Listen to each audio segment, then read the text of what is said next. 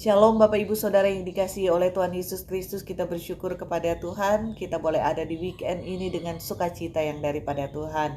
Kita boleh dikaruniakan hari yang baru, kita boleh berjalan bersama dengan Tuhan.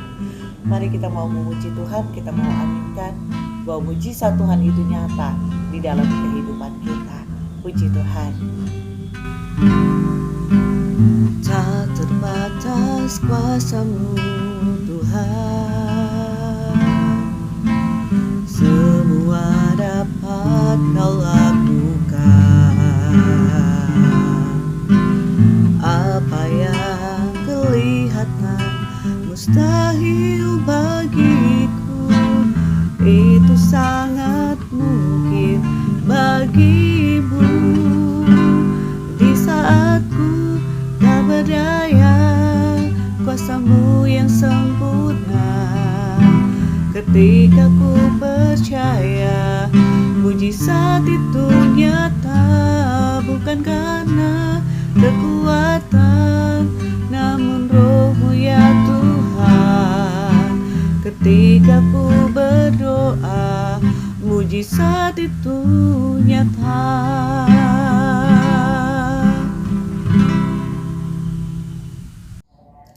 Bapak Ibu Saudara yang kekasih di dalam Tuhan Yesus Kristus, kita bersyukur kepada Tuhan karena pada pagi hari ini kita akan dilawat lagi oleh kebenaran firman Tuhan. Dan saya akan membaca firman Tuhan dari 1 Raja-Raja pasal 19 ayat 4b. Firman Tuhan berkata, "Cukuplah itu. Sekarang ya Tuhan, ambillah nyawaku, sebab aku ini tidak lebih baik daripada nenek moyangku." Bapak Ibu Saudara yang kekasih di dalam Tuhan Yesus Kristus, selama kita hidup di dalam dunia ini, maka kita pasti akan diterpa berbagai masalah, persoalan, dan pergumulan kehidupan. Baik orang yang hidup di dalam Tuhan dan terlebih lagi orang yang hidup di luar Tuhan. Bacaan Alkitab kita saat ini merupakan perkataan Nabi Elia kepada Tuhan ketika ia dikejar-kejar hendak dibunuh oleh orang suruhan Izebel. Hamba Tuhan yang hebat sekalipun ketika ada dalam tekanan, yaitu suatu ancaman yang ingin menghabisi nyawanya, ia begitu gentar. Ia gentar bukan karena takut kehilangan nyawanya, tetapi ia tidak mau kehilangan nyawa di tangan orang dursila. Karena itu, ia masuk ke padang gurun dan ia ingin menyudahi kehidupannya di sana di hadapan Tuhan. Ia pergi jauh ke padang gurun agar tidak ada lagi yang dapat menyelamatkannya dan tidak ada lagi yang dapat mengejarnya selain daripada Allah. Jika Allah berkehendak, maka Allah bisa menyelamatkannya. Dan memang Allah mempunyai rencana yang luar biasa bagi Nabi Elia, yaitu melawan kedursilaan Raja Ahab dan istrinya. Karena itu Tuhan menyelamatkan dia melalui seorang malaikat yang diutus Tuhan. Bapak Ibu Saudara yang kekasih di dalam Tuhan Yesus Kristus, kadangkala kita juga bisa berada dalam situasi yang sulit dan terjepit seperti Elia. Mungkin kita juga mengalami tekanan yang berat oleh persoalan dan pergumulan kehidupan kita. Kita putus pengharapan dan berharap Allah segera menyudahi semuanya ini. Kita mungkin merasa bahwa hidup kita tidak berarti lagi. Namun belajar dari kisah Elia ini, maka jika Tuhan memiliki rencana di dalam kehidupan kita, maka keadaan yang buruk sekalipun yang kita alami dapat diubahnya menjadi peluang bagi kita untuk bertumbuh secara rohani, untuk berjumpa dengan Tuhan. Pintu-pintu yang sepertinya tertutup dapat dibukakan oleh Allah, karena tidak ada yang mustahil bagi Tuhan. Mungkin kesehatan kita makin memburuk dan kita menjadi khawatir.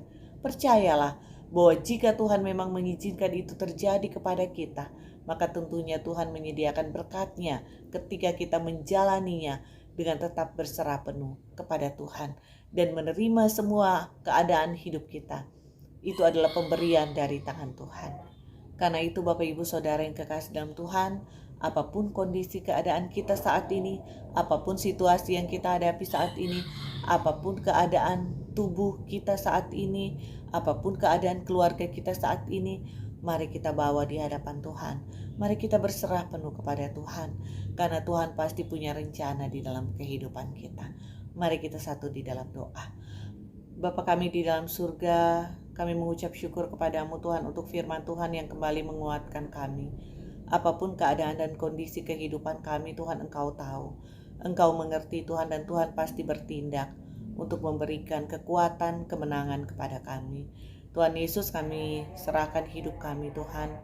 Di dalam segala keadaan, ajar kami untuk berserah dan mengandalkan Engkau Tuhan. Percaya bahwa janji Tuhan adalah ya dan amin di dalam kehidupan kami.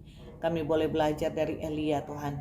Ketika dia mengalami putus asa dan depresi Tuhan, mengalami tekanan yang sangat berat, dia tetap datang kepada Tuhan. Dia tetap menyerahkan hidupnya kepada Tuhan. Kami juga Tuhan mau melakukan hal yang sama. Kami mau menyerahkan sepenuh-penuhnya hidup kami dalam tangan Tuhan. Biarlah Tuhan yang menjamin kami. Biarlah Tuhan yang menjadi penolong serta sandaran kami. Terima kasih Tuhan Yesus. Tuhan Yesus, kami menyerahkan kehidupan kami sepanjang hari ini. Biarlah Tuhan Engkau memberkati kami. Engkau memberkati semua rencana dan apapun yang akan kami lakukan sepanjang hari ini. Biarlah Tuhan, kasih dan sayang Tuhan tetap menjadi bagian kehidupan kami. Engkau Tuhan yang akan menyediakan segala yang kami butuhkan Tuhan. Berkati kesehatan kami, berkati rumah tangga kami, berkati mata pencaharian kami Tuhan. Biarlah kasih sukacita dan damai sejahtera Tuhan boleh menjadi bagian kami. Hamba-Mu juga berdoa Tuhan untuk Bapak Stanley yang sedang dalam masalah yang berat. Biarlah Tuhan Engkau menolong hamba-Mu, Engkau memberikan jalan keluar. Terima kasih Tuhan Yesus, inilah doa kami. Doa yang kami bawa hanya di dalam nama Tuhan Yesus Kristus. Amin. Selamat menjalani hidup dalam anugerah Tuhan, karena Tuhan Yesus adalah penolong hidup kita. Puji Tuhan.